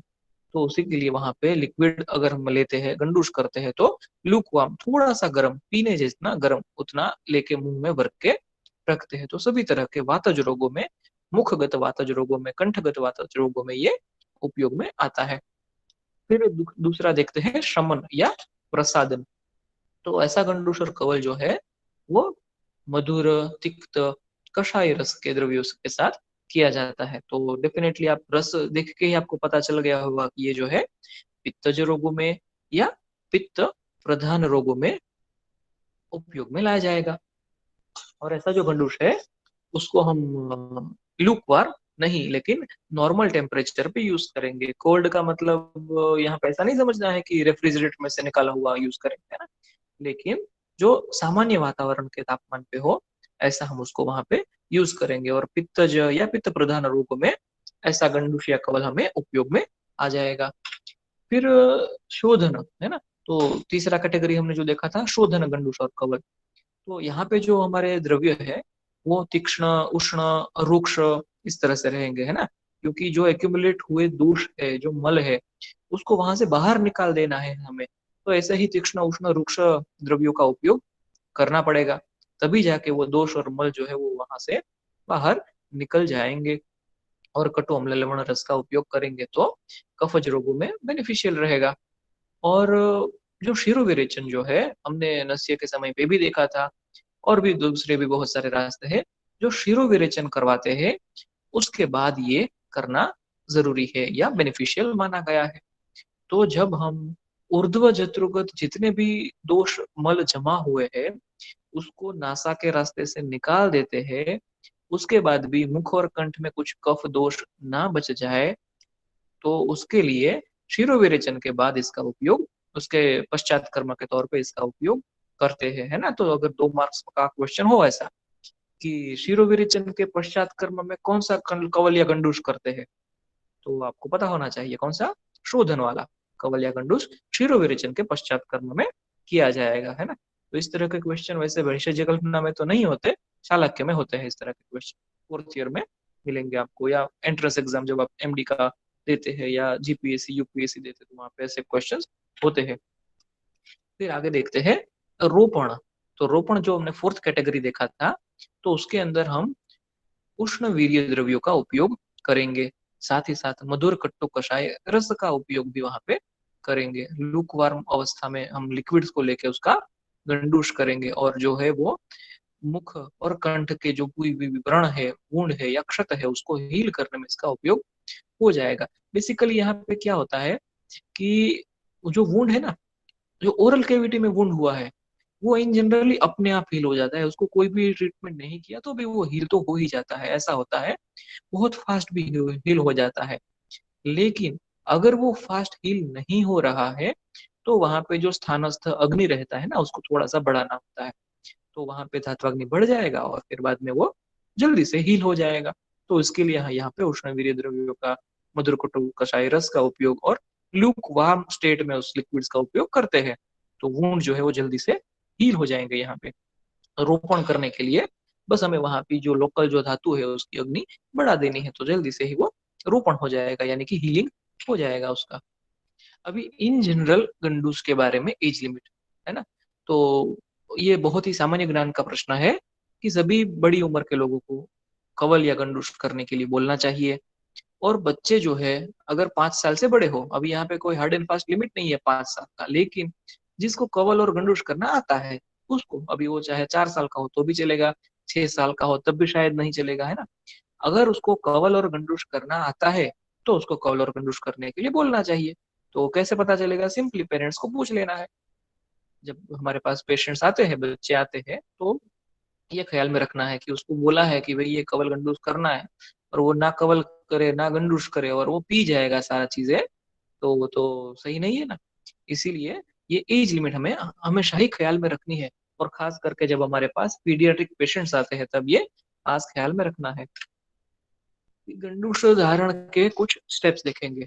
अभी ऐसे ये वैशेज्य कल्पना का पार्ट नहीं है उतना, लेकिन अभी सीख लेना अच्छा है क्योंकि आपने फर्स्ट ईयर में सीखा होगा। अभी एक बार रिवाइज कर लीजिए और आगे जाके फोर्थ ईयर में फिर से सीखिएगा। तो गंडूस धारण जो है उसका पूर्व कर्म, इसके अंदर सबसे पहले हमें चेहरे के ऊपर थोड़ा सा स्वेदन करना जरूरी है, ताकि वहां के जो छोटे छोटे छिद्र होते हैं वो खुल जाए और हमारा दवाई अंदर तक पहुंच पाए। तो चेहरे के ऊपर कुछ स्वेदन कर लेते हैं। बाद में उसका जो प्रधान कर्म जो है, माउथ फुल ऑफ गंडूस द्रव ले लेना है। पूरा जो हमारा मुंह है वो भर जाए उतना गंडूस का जो कोई भी द्रव यानी कि लिक्विड जो है वो ले लेना है। और कब तक उसको भर के रखना है? जब तक आंख में से नाक में से पानी निकलना शुरू हो जाए। तो आप उसको उसका लक्षण भी समझ सकते हैं, है ना, कि गंडूस अच्छी तरीके से हुआ है वो कब पता चलेगा। हो सकता है कि पेशेंट्स, जो पेशेंट हो, खास करके बच्चे होते हैं या फीमेल पेशेंट या बूढ़े होते हैं, वो ऐसा आपको बता सकते हैं जब आप अपने ओपीडी में ये जब इसका क्रियाकल्प करवाते हैं, पंचकर्म करवाते हैं, तब कि नहीं अब नहीं रखा जाता, अब निकाल देना है, या इशारे से बताते हैं। लेकिन आपको ये ऑब्जर्व करना है, उसको थोड़ा धैर्य भी देना है कि आंख में से नाक में से पानी निकलने लगे तब तक अपने गाल के मसल्स को थोड़ा मेहनत करने दो और उसको मुंह में भर के रखना है। और ये लक्षण मिलने पे फिर उसको निकाल देना है। तो ये जो है 3 बार, 5 बार, 7 बार या जितनी भी जरूरत हो उतनी बार उसको रिपीट किया जा सकता है, या मैक्सिमम 7 बार तक उसको रिपीट किया जा सकता है इस गंडूष धारण को, है ना। जब तक उसके गाल के मसल्स में ताकत है तब तक, या जब तक रोग निवृत्ति होती है, लक्षण निवृत्ति होती है, तब तक इसको हम रिपीट कर सकते हैं। तो भी उसके हीन योग वगैरह चीजें जो कुछ भी है, बहुत सारे अभी इसमें पॉइंट्स आगे बाकी है, तो वो सब हम देखेंगे बाद में। और अभी सर आ गए हैं, तो हमारा रस शास्त्र का जो है वो लेक्चर यहाँ पे स्टार्ट करेंगे। तो आप जुड़े रहिए थोड़ी देर, सर अपनी स्लाइड जो है वो शेयर करेंगे और फिर रस शास्त्र का लेक्चर शुरू हो जाएगा। तब तक इसमें अभी जो पढ़ाया उसके अंदर जो कुछ भी क्वेश्चन है तो आप चैट में पूछिए और बाकी जुड़े रहिए।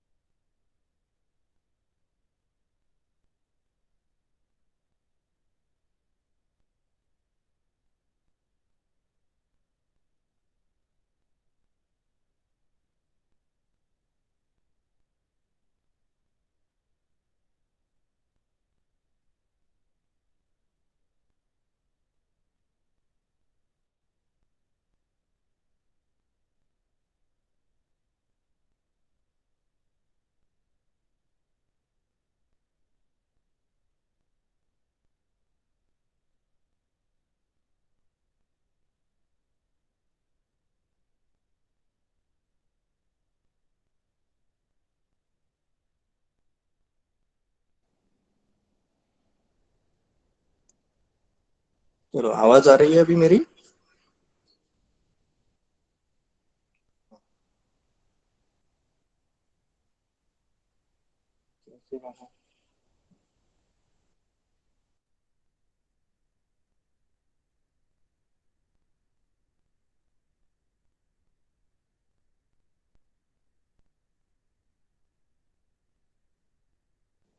ठीक है, अभी आवाज अगर क्लियर आ रही है तो प्रेजेंटेशन शुरू करते हैं।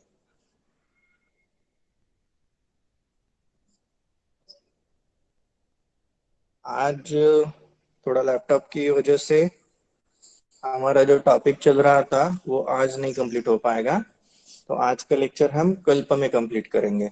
हमारे जो कल्प अभी भी बचे हैं उनमें से कुछ कल्प अभी हम देखेंगे। तो आज हमें देखना है कुमार कल्याण रस। कुमार कल्याण रस का श्लोक आपके बुक में भी दिया है। सिंदूरम मौक्तिकम हेम व्योमायु हेम माक्षिकम कन्या रसेन सम्मर्द्य कुर्यान् मुद्गमितावटी वटिकां वटिकार्धं वा वयो अवस्थां विविच्य च क्षीरेण सितया सिद्धम बालेषु विनियोजयेत। ऐसा वो श्लोक होना चाहिए, टाइपिंग में थोड़ा सा मिस्टेक होगा। तो ये बाल रोग चिकित्सा में आया हुआ एक कल्प है, वैशज्य रत्नावली बाल रोग चिकित्सा, ऐसा उसका रेफरेंस है। तो हम जो कल्प के बारे में पॉइंट्स हर बार देखते हैं उनमें से रेफरेंस एक पता चल गया, वैशज्य रत्नावली बाल रोग चिकित्सा। तो उसका सेकंड पॉइंट होता है अधिकरण। अधिकरण भी बाल रोग चिकित्सा है। तो यहाँ पे आगे क्या देखना है हमें, उसके कंटेंट्स। सिंदूरम मौक्तिकम हेम व्योम अयो हेम माक्षिकम, ये उसके कंटेंट्स है।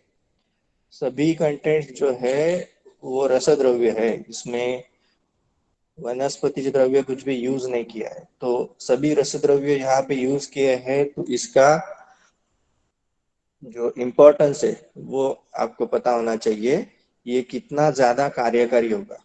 रसद्रव्य जो है वो वीर्य से काम करने वाली चीजें होती है, इसलिए इसका जो प्रभाव है वो जल्दी होता है और ये जल्दी रोगों को ठीक करने के लिए प्रयुक्त किया जाता है। तो क्या क्या चीजें हैं, सिंदूरम, सिंदूरम का मतलब है रस सिंदूर। रस सिंदूर यहाँ पे लेना है, मौक्तिक लेना है, मौक्तिक की पिष्टी या मौक्तिक का भस्म।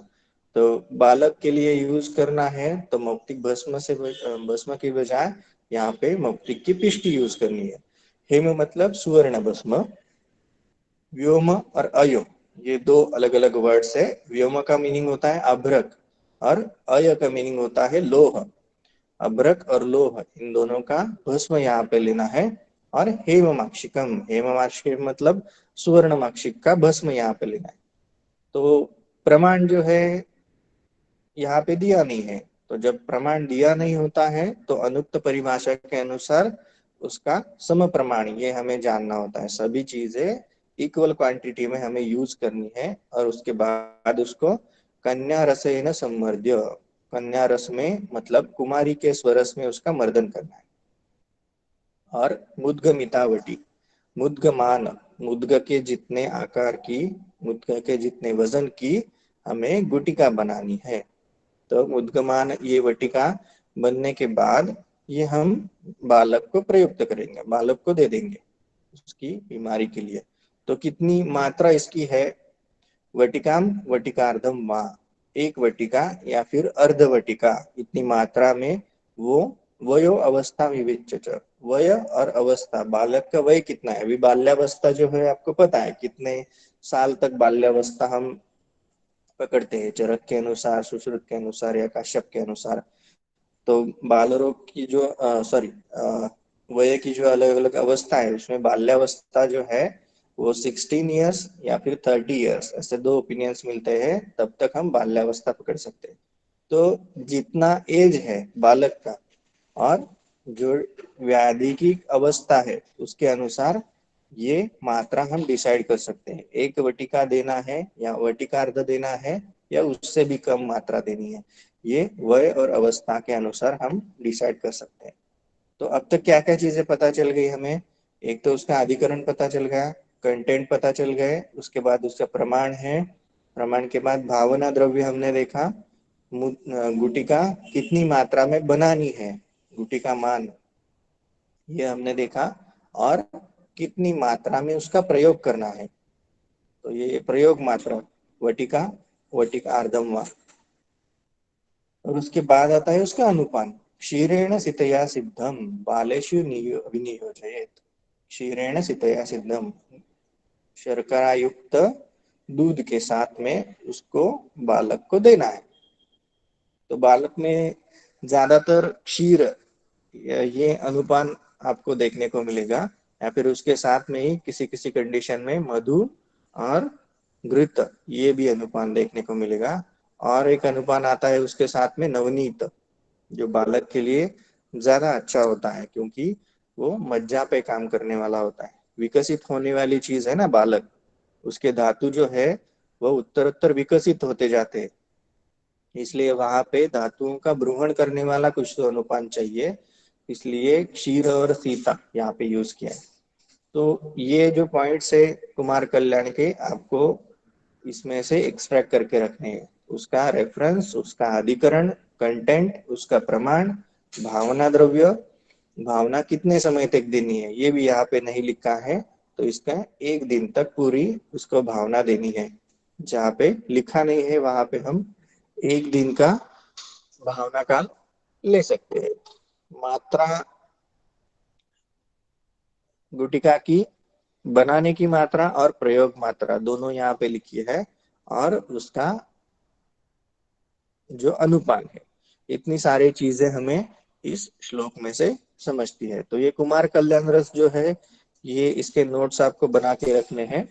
अगला कल्प हम देखने वाले हैं प्रताप लंकेश्वर रस।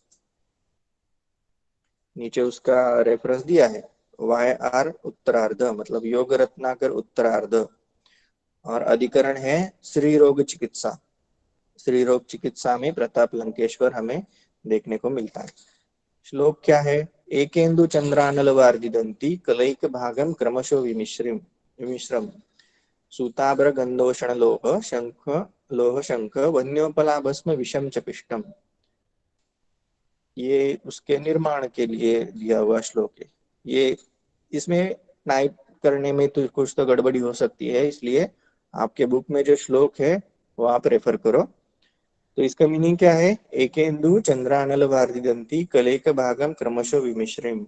जैसे कि चंद्र जो है कला कला से बढ़ता है, अमावस्या के बाद पौर्णिमा तक चंद्र एक एक कला से बढ़ता है ना, और पौर्णिमा तक वो पूरा हो जाता है, 16 जो कलाएं होती है, तो पूर्णिमा तक वो पूरा हो जाता है। तो ये सिस्टम जो है प्रमाण बताने के लिए दिया हुआ एक सिस्टम है।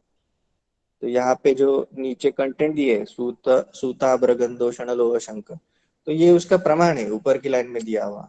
तो कुछ काव्य शास्त्र विनोद नाम का एक प्रकार होता है संस्कृत में, तो उसमें ऐसे थोड़ा क्या बोलते हैं उसको, श्लोक जो होता है उसको अच्छा करके प्रेजेंट करते हैं अलग अलग वृत्त में।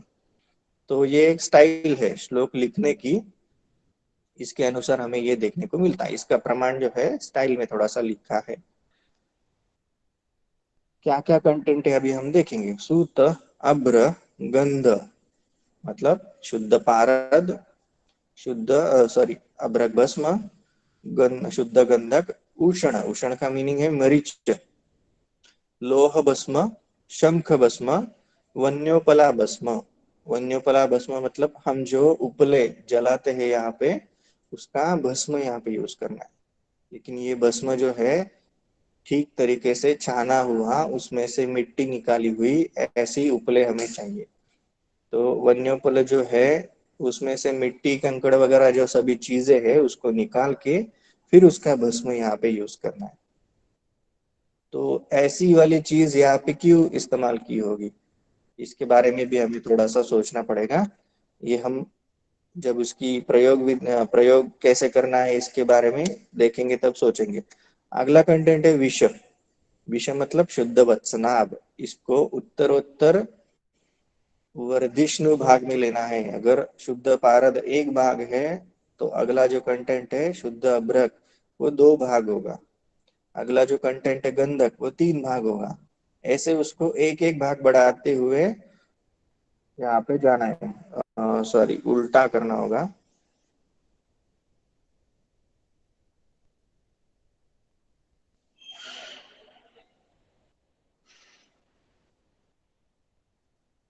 नहीं, विष इतने ज्यादा भाग नहीं होता इसमें, इसका एक बार मैं कंफर्म करके आपको बताता हूँ। क्रमशो विमिश्रिम ये तो बराबर है, क्रम से इसको मिश्र करना है, लेकिन एक एक कला इसमें वर्धन करना है।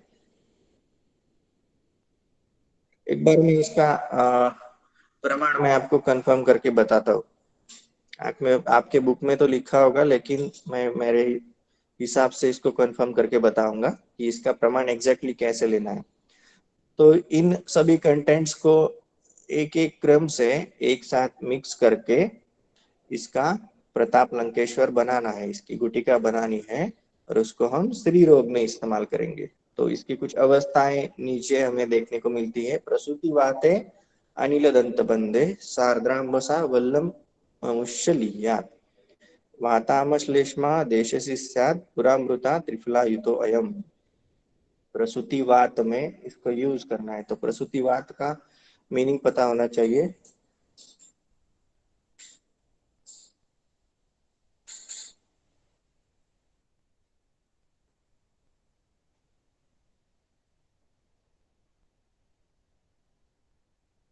ठीक है, ये प्रमाण का मैं बाद में एक बार देखूंगा, क्योंकि ऊपर के श्लोक का और नीचे की लाइन का, ऊपर के लाइन का और नीचे के लाइन का कुछ तो रेफरेंस है प्रमाण के लिए। तो टाली नहीं होता ये। हाँ, ये, हाँ, जो ट्रांसलेशन में उसका जो प्रमाण दिया है वो ऊपर के लाइन से टैली नहीं होता। इसलिए मैं एक बार उसको सर्च करके देखता हूँ, फिर आपको बताऊंगा। ग्रुप में वो भेज दूंगा बाद में। अभी के लिए तो ध्यान में रखना है कि ये सभी कंटेंट्स जो है उसको एक एक क्रम से मिलाने हैं। मतलब पारद, अभ्रक, गंधक, मरीच, लोह भस्म, शंख, वन्यपला भस्म और लास्ट में विष, इसको क्रम से मिश्र करना है, एक साथ मिलाना है, और फिर उसको भावना देके उसकी उल्टिका बनानी है। तो जहाँ पे भी भावना का उल्लेख नहीं है, तो वहां पे हम किसकी भावना देती है सबको पता। एक तो जल की भावना दे सकते हैं, नहीं तो कुमारी स्वरस की। तो ये हम उस कल्प पे डिसाइड करते हैं कि उसको क्या काम करना है, इसकी अनुसार हम भावना द्रव्य को डिसाइड करते हैं। तो उसके अनुसार इसकी गुटिका हमें बना के रखनी है। और प्रसूति वाते, प्रसूति वात मतलब प्रसूति की वजह से जो वात प्रकोप होता है, उसके जो लक्षण है उनमें हम इस कल्प का प्रयोग कर सकते हैं। तो ज्यादातर प्रताप लंकेश्वर जो यूज करते हैं, सूतिका अवस्था में जो ज्वर उत्पन्न होता है या फिर सूतिका के बाद जो वात व्याधि जैसे लक्षण दिखते हैं, ऐसे अवस्थाओं में उसको यूज कर सकते हैं। और एक जो चीज मैंने उल्लेख किया था कि वन्योपल भस्म इसमें क्यों इस्तेमाल किया होगा, तो उसका एक कारण जो है, वन्योपला भस्म मतलब क्या है, एक तरह की वो राख है। राख जो होती है, अग्नि का संस्कार होने के बाद वो रुक्ष स्वरूप में मिलता है हमें। और ये राख जो है वो क्लेद को शोषण करने वाली चीज होती है। और प्रसूति में एक चीज सबसे ज्यादा होती है कि क्लेद का प्रादुर्भाव वहां पे ज्यादा होता है, इसलिए सूतिका अवस्था में जो इन्फेक्शंस होते हैं उनका चांसेस बहुत ज्यादा होती है। इसलिए सूतिका में केयर लेने के लिए कहा है ना, सूतिका परिचर्या भी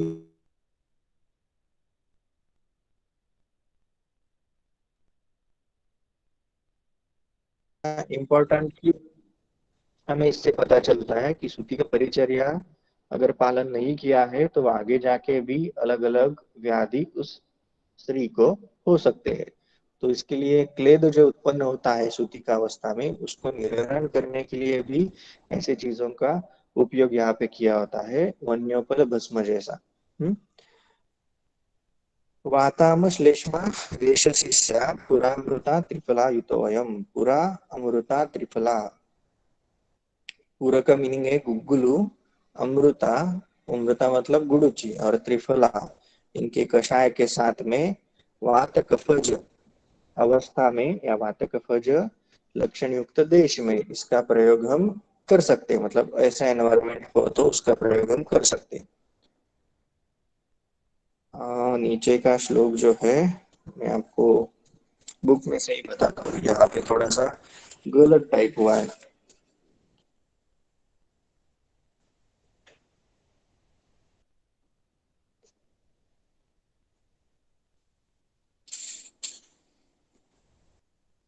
अगर आपके सामने बुक है तो आप रेफर कर सकते हो उसको।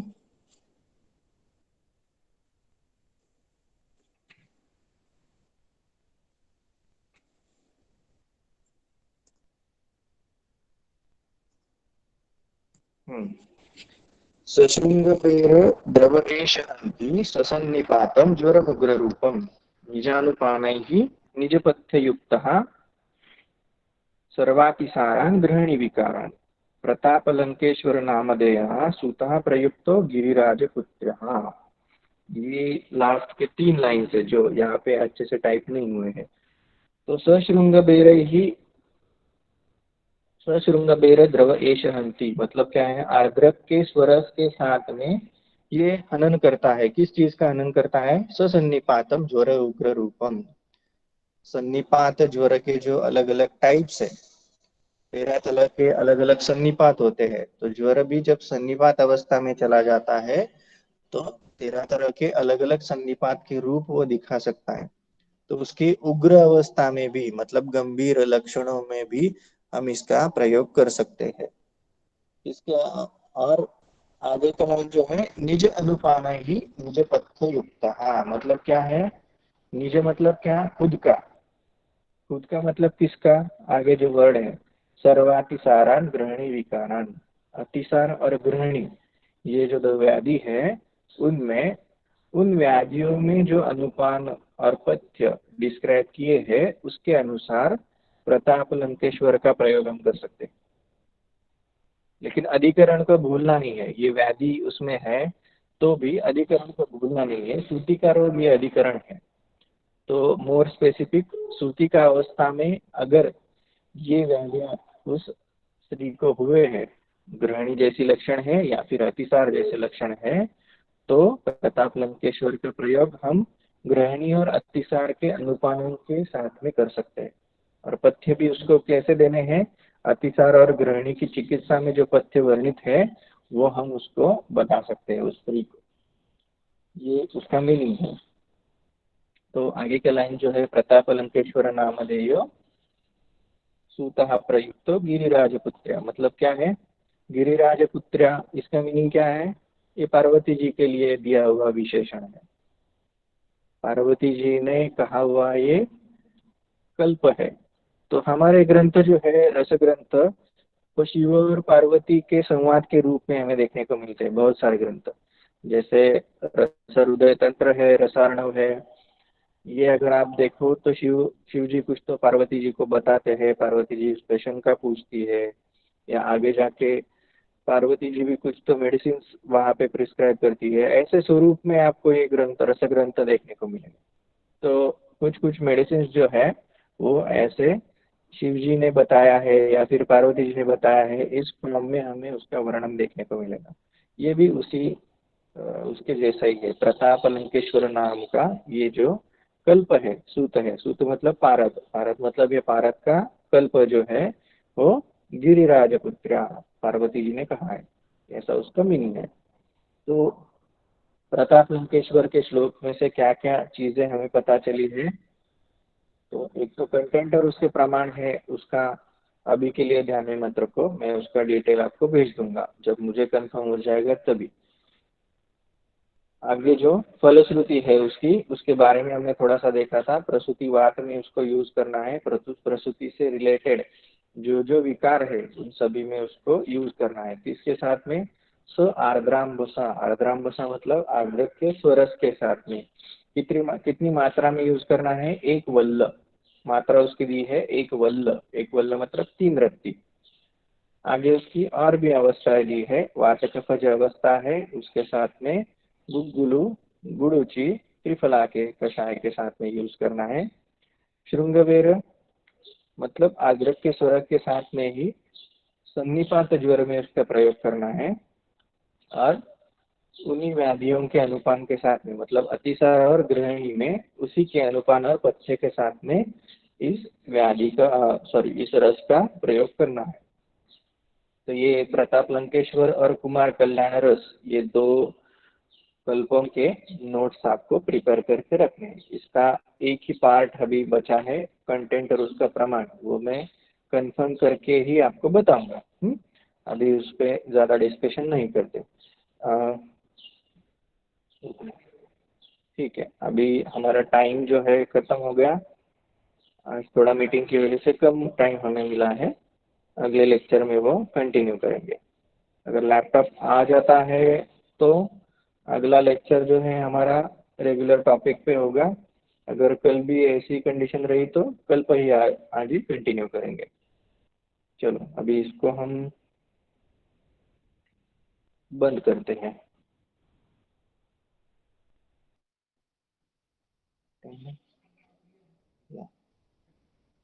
अटेंडेंस आपकी चैट बॉक्स में लिख दो।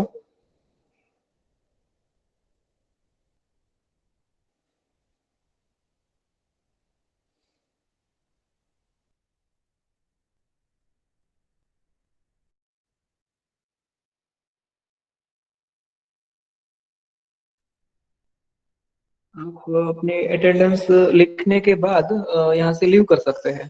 अटेंडेंस बिना लिखे लीव मत करिए।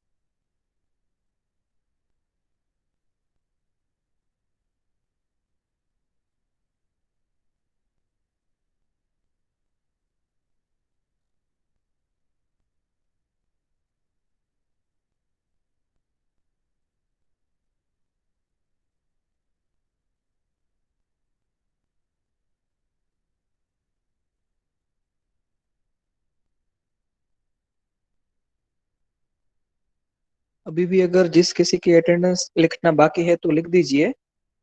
45 स्टूडेंट्स की अटेंडेंस मिली है यहाँ पे। और कुछ लोगों ने अभी भी ज्वाइन करके रखा है। तो अगर बाकी है तो अटेंडेंस लिख के बाद में लीव कर दीजिए, नहीं तो फिर मैं यहाँ से सबको रिमूव करके मीटिंग एंड करूंगा।